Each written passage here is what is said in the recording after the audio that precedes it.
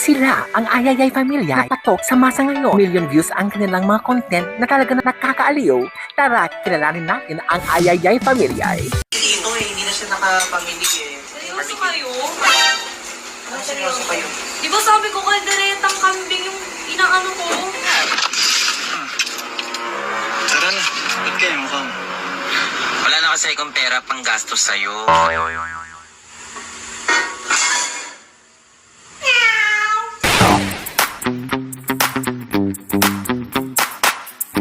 Once we our special guest! Grabe! Sige, magpatuloy ka. Ayan, sila ang tinatawag natin, Nakabahan ako. Yay Family! Tama ba? Yes! Energy tayo, energy! Yes! So ngayon, okay. Diyan namang estudyante. So, pakilala na muna natin yung katabi ko siyempre, napakaganda na si Ayayay. Ayan. Pati yung mga viewers natin. Hello mga kapatid, hello po sa lahat na nanonood. Ayan, and we also have Adrian Yay. Ayan. Hindi sila marunong humawak ng microphone. Oh, sorry. Igay mo, Magda, para maturuan mo si Adrian. Yes. Okay, go. Ulitin mo, Adrian. Magandang gabi po sa inyong lahat. Ayan, and we also have Yuki Yay.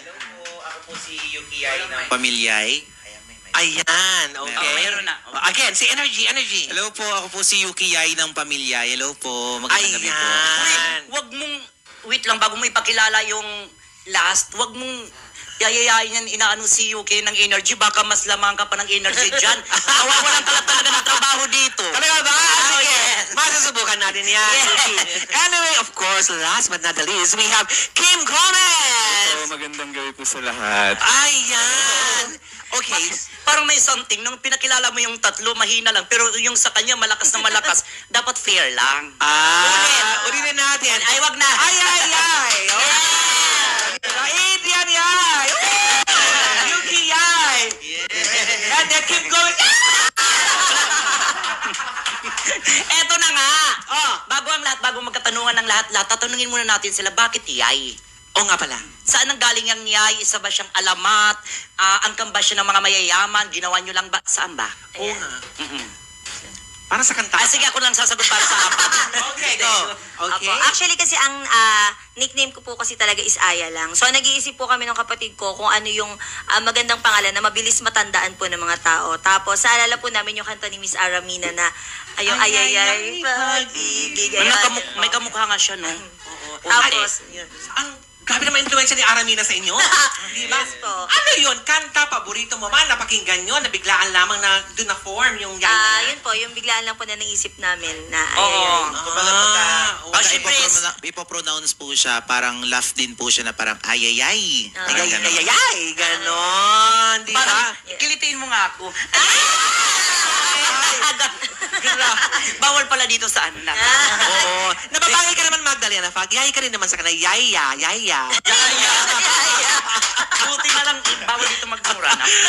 O ayan. Pero anyway, sabatin naman natin si Adrian, no? So, paano ba ito nabuo? Paano nagsimula? At paano nag-viral?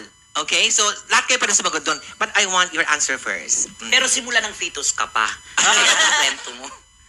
Simula po nung una kay Kuya Yuki po, nag-decide po siya na gumawa po ng vlog po sa amin na para po nag-create po siya ng Ng trouble. Ay, troublemaker siya. Okay. para po mas kakaiba, gumawa po si Kuya ng vlog na family na magkakapatid, ganyan. Okay. Anong year ito? Pandemic times? Last year lang po. Parang, Ano? Last year na ba? Yes. Mga million followers na kayo. tama, parang bago lang, di ba? June, para po. So, nung pandemic, wala pa tayo. Grabe. Grabe. Tingnan mo naman talaga ang tadhana, no? Yes, oo. Okay. Matanong kita, Yuki, ha? Okay. And then, go. So, nung naisip mo yun, ano ba ang nasa isip mo, pinaplano mo? Ano ba goal mo? Kung bakit mo ginawa yun? Meron ka ba, ini-expect mo ba to? O kailangan ko rin makipagsabayan sa mga content creators na magagaling? Paano? Ako po kasi talaga, lumaki po kasi kami nang hindi talaga kami magkakasama. Parang lumaki po kami sa hindi perpektong pamilya, lumaki po kami na hindi po kami magkakasundo. Then one day, I realized nung matagal po kasi kung hindi umuwi sa amin, I think mga hanggang 6 years hindi po ako nagpapakita sa amin. So sa barkada ako umuwi, sa mga kaibigan, ganyan. Then isang araw kahit papano, medyo binless. So sa buhay, so sabi kong ganun, kumakain ako ng masarap pero yung mga tunay kong kapatid or yung mga pamilya ko pati yung magulang ko is hindi sila nabibigyan ng magandang buhay. So nag-decide po ako, sabi kong ganun, total marunong naman ako mag-edit, marunong naman akong gumawa ng mga film kasi high school pa lang po ako, ganun na po ginagawa ko. Hilig mo na. Yes, Oo. hilig ko na po. So ngayon, yung mga kapatid ko po, sabi kong ganun kay ate, tulungan mo ako magnegosyo. Kasi po yung ate ko, entrepreneur eh. Tulungan mo ako okay. magnegosyo, then tutulungan ko din kayo kung paano mag-vlog. So, doon na po nag-start lahat. Then, sinuwerte po kahit papano, maaga pong binigay ni Lord na noon pa man pinagdadasal ko na sana ibigay agad. So, binigay naman ang bilis po ng ano nila. Naunahan pa nila yung followers ko, ang bilis. Ala! Yes, sobra. Grabe! Oo nga. So, ibig sabihin, sa lahat ng mga kapatid, Yuki, ikaw ang mayaman? Kasi lagi siyang nasa ibang bansa, naggagala. Angat na angat, ganon. Oo, siya Hindi pinakaangat. naman po. Siguro po bless lang. Lagi lang po kasi akong sabi nga po nila parang ang weird ko minsan eh kasi bigla akong susulputan ng mga salita ng Diyos? ni Lord. Yes, ganun po talaga ako. Bakit ako araw-araw ko nakakarinig, hindi naman ako blessed? Ay, oo nga. Pero gusto ko lang matanong, no? Kaya nabanggit mo kanina, 6 years ka nawala. So, at a very young age. So, how old were you that time? Parang 14 po kasi wala na ako sa amin. So, wala na. At saka nabanggit mo din na hindi kayo magkakasama. Ano nangyari? Para pang maalaala mo kaya ito, no? Ano po kasi dahil nga po yung papa ko po is nagtatrabaho din po sa malayong lugar. Okay. Then kami po is nasa probinsya. Maniwala man po kayo sa hindi, sobrang hirap po talaga ng buhay namin. As in, nangungupahan kami ng 1,000 a month yung binabayaran. Pero sobrang lagi kang makakakita ng mga sawa doon, ng mga aluko. Ay, ayoko yung Totoo. maranasan. Ay, Gusto ko yung sawa! Oo. Ibang sawa. Baka earthworm lang yan. Okay. Anyway, okay, tanungin naman natin si Aya, no? Sa pinagdadaanan mo na ganun, kamusta naman yung buhay na naranasan mo na ngayon parang ano ba yun? Parang na-achieve mo na yung mga gusto mo. Di ba? Kamusta? Actually, hindi po madali kasi bilang ako po kasi yung panganay talaga Okay. sa aming magkakapatid. Pero si Yuki po yung parang panganay na namin. So, hindi po madali na magpakamagulang sa mga kapatid. Yun po. Kasi yun nga po, katulad ng sinabi ni Yuki kanina, hindi po perfecto ang pamilya namin. Kasi, kaya nga ito, ngayon ko lang nalaman nanonood ako ng mga vlog nila, pero ngayon ko lang nalaman kay Sir Yuki na bago lang pala sila, ang tatagal nila magkakahiwalay, hindi sila magkasama. Yes. Pero kung papanoorin mo sa mga vlog nila, alam mo yung parang simula bata, ang ganda ng banding, masayang-masaya. So, behind those laughters, mag-i-English ako, magtatalita-talita ako. Behind of those laughters and Emmy is meron palang nakatagong lihim na Yes, kalungkutan. Alam mo, to ang laking tulong nitong vlogging or Yes. pagiging content creator, no? Doon kayo nabuo Yes po. as family, then you spend time together na. Di ba? Yes po. Actually, lumaki po kami din talaga ng hindi kami all goods. Tulad po ng ibang magkakapatid, lagi din po kaming nagkakatampuhan. Siyempre, may mga ganun po talaga, lalo na ng mga wala pa kami sa tamang edad. Yes. So, may mga ganun. As in, yun lang po talaga kami nag-reunite. At the same time, nito lang din namin nakilala yung ugali ng isa't isa. At naging okay naman. Ganon? dito. May mga ganong pala. Yes. May Yes. Oh, grabe na, nakakamangha na. Akala mo, pang pelikula lang nangyayari yun, di ba? Pero ngayon, at least to open up yung sa isa, kung meron kayong samaan ng loob, o meron kayong mga, lahat tayo may mga individual indifferences, no? Yes. Pero kailangan i-express mo yon para magkaroon tayo ng acceptance. Di ba? So ngayon, anyway, curious ako kay Kim Gomez. Ayan. Sino nga ba si Kim Gomez sa pamilya Kim yan? Gomez! Sa mga yay! Diba? Paano nga ba to? Paano mo na-meet sila? Kay Yuki po, kasi naging partner ko po siya ng after ng pandemic po. Okay, naging Laruin natin. partner mo si Yuki ng pandemic. So ngayon, Kaya pa rin po. Bisaya kasi ako. Ay, So, ka na. Tapos na. hindi, naging pala ako. Sige, go. Okay. So, paano naman kayo nakakilala? Sa ano po? sa Sa Puerto Galera po. Baka iba yung na-meet mo, para bakit? Oo, parang iba, anak ko. Tama ang hinala ni Bahaw eh. Sabi ko nga ba? O, diba? Okay, continue. Sa beach ng Holy Week kasi pumupunta doon yung mga part ng mga LGBT, mga So doon kami nagkakilala. So, very open kayo, and then kayo rin, as siblings, madali nyo natanggap. Yes naman. At saka manood I ka love kasi, it. huwag ka lang Oo. maging chismosa. Manood ka sa mga vlog nila para malaman mo kung gaano sila magka-close. Oo nga. Opo, ma'am. Yes, Opo, ma'am. oo. Okay. Opo, Miss Christine. O, diba? Okay, so, and then, what year was that?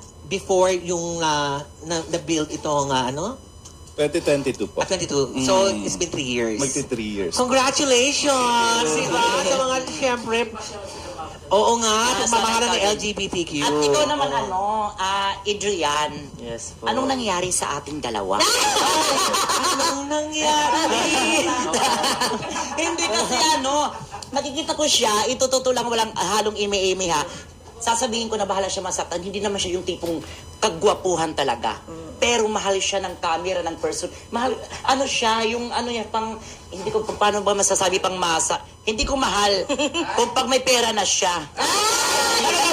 Baga? Hindi ba? Paano ka? Since ang siguro naging mo, yung kuya mo na mag-vlog ka rin, pero dati hindi. Opo, yes po. Si Kuya po nagpo-push po sa amin para po maging maganda po yung kinabukasan po namin. So, ibig sabihin yung mga content na galing rin sa kuya mo, wala kang sariling content? Hindi maaari. Dapat mayroon kang galing din, pero yung iba sa'yo din. Ano ba yung mga yung mga concepts?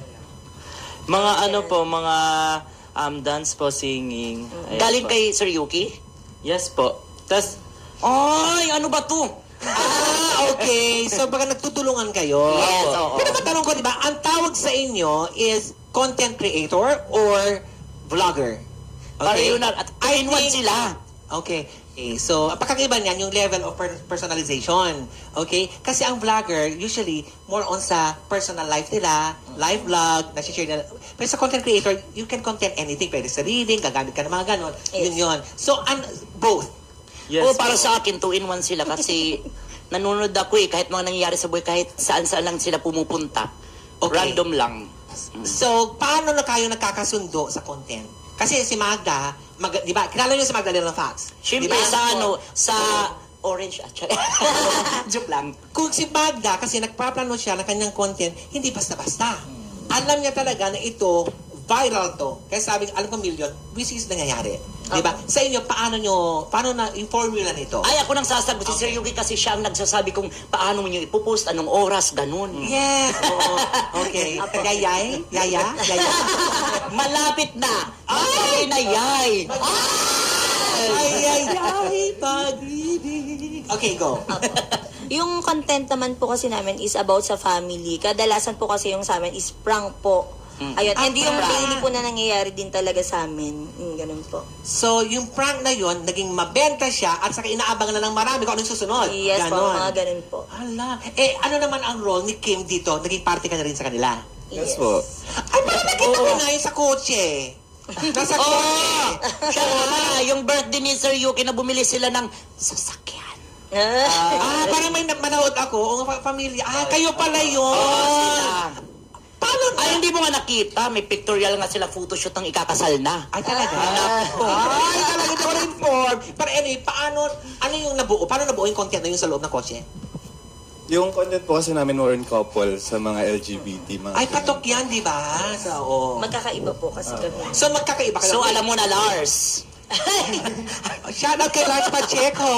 Ayan. O, namit ko si Lars Pacheco. Maganda talaga siya. O, maganda si Lars. Di ba, Magda? Oh, yes. Kasi nasabi ka kanina kay Lars na nasa kotse tayo. Okay. Lars, hello to you. Okay, anyway, patatag ka. Ayan. So, question, Magda. Ano yung follow-up question mo sa kanila? Sino? Kay Adrian. Kapatid naman kayo, no? Sino pinakamasapasaway? Pinakamasarap. Sorry. Wala akong sinabi. Pinakapasaway. Ayan. Sino ang pinakampasaway sa Sir Yuki, sino pinakapasaway? Yung apat, anim po kasi kami magkakapatid. Ay, Yung apat. Hindi pa ito nahihirapan kompleto. ako everyday. Kailan mo na, matanong ko yung vlogger and content creator din yung apat. Yes. Silang lahat. Lahat kayo? Bali, anim po kami. Lahat po. Magkakapatid. Yes. Diyos ko, Lord. Meta! Yes! Grabe na meta! Oo. Totoo? Opo. As in? So, lahat kayo nagtutulungan. Opo. Ano ang content mo? Ano po, dancing, singing, tas po, Alam acting niya si po. Bao. Mix po. Mix. Opo. Okay. Yes. So, wait a minute ha. Sinasama mo rin sila sa content mo. Opo, tulungan po kami. At tulungan talaga. Pero meron din Oo. siya lang. Opo. Si Adrian kasi, siya yung tipo, para sa akin ha, kasi nakikita ko sa mga content creator na wala akong pinapatamaan, pero parang ganun na nga. Na parang desperado na. Yung mga iba, kailangan talaga magpabakat, pang paano para may views. Si Adrian, hindi niya na kailangan eh. Smile lang, pangmasa kasi yung mukha niya. Bakit ka tumatawa? Totoo yung sinasabi ko. Hindi dahil sa, naku, si Alisa na nga kayong apat. Hindi ba sa aking, sa aking ano, parang nagiging ano ako dito. Miriam Defensor. okay, i-defend mo yan, Magda. Ano pa? Wala. Okay na. Oo. Sa'yo na. Okay, sa inyo naman is more on sa... Couple, ano po, Okay. relationship. So, ano yung paano yung buhay nyo? Pa-live vlog? Ganun ba?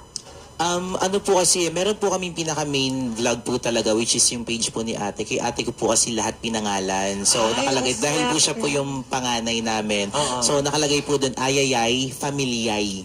So, ay, familiar. yes. So, lahat po kami may kanya-kanyang page. Maliban po sa akin. So, sabi ko kasi parang feeling ko, ano na ako. Okay na po kasi ako ng backup.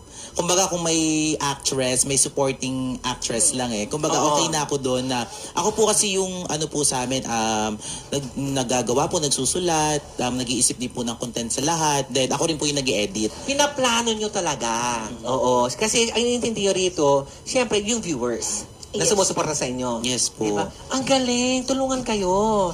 Diba? Wow! Parapakan naman natin ang Yay family. Siyempre, wait lang. Oh.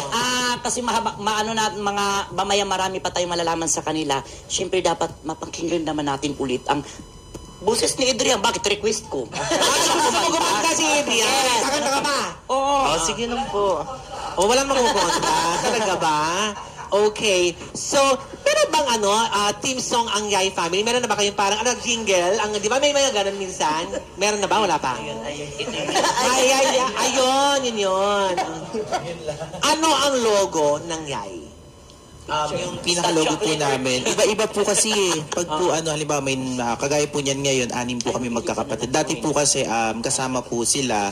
So ngayon po ang pinaka-logo po namin is yung picture. Boses ko po yung nakalagay na parang ayayay, pamilyay, parang ganon. Ay, ganon. Tapos may pinaka-logo siya, picture. Sa merchandise, meron na kayo? Wala. Wala pa. Parang feeling ko mas okay din yun, di ba? Parang makikita yung logo nyo. Talagang yung logo talaga ng Yay na isa lang, na talagang magmarka. Nagmarka na kayo eh. Huwag mo Pero at kasi least magbigay meron... ng idea. Sige naman, Galera Fans, di ba? Ayun, katiwala mo sa kanya lahat yung pangalan na yun. Di ba? Bilang ate naman, siyempre, yung nangunguna sa magkakapatid na nagsimula nito, sa'yo pinangalan lahat. How does it make you feel? Siyempre, sobrang nagpapasalamat una dun sa tiwala na binigay niya sa akin kasi para sa mga hindi po nakakaalam. Ako po talaga, never pumasok sa isip ko na dadating ako sa point na magbablog ako or maging ganito ako. Ang lagi nagpupush sa akin na kaya ko is si Yuki. Ganon. Ate, kaya mo yan. Jolly ka naman. Ganito ka. Pakita mo kung sino ka. Pero never ever in my life ko na naisip na dadating kami sa ganitong sitwasyon.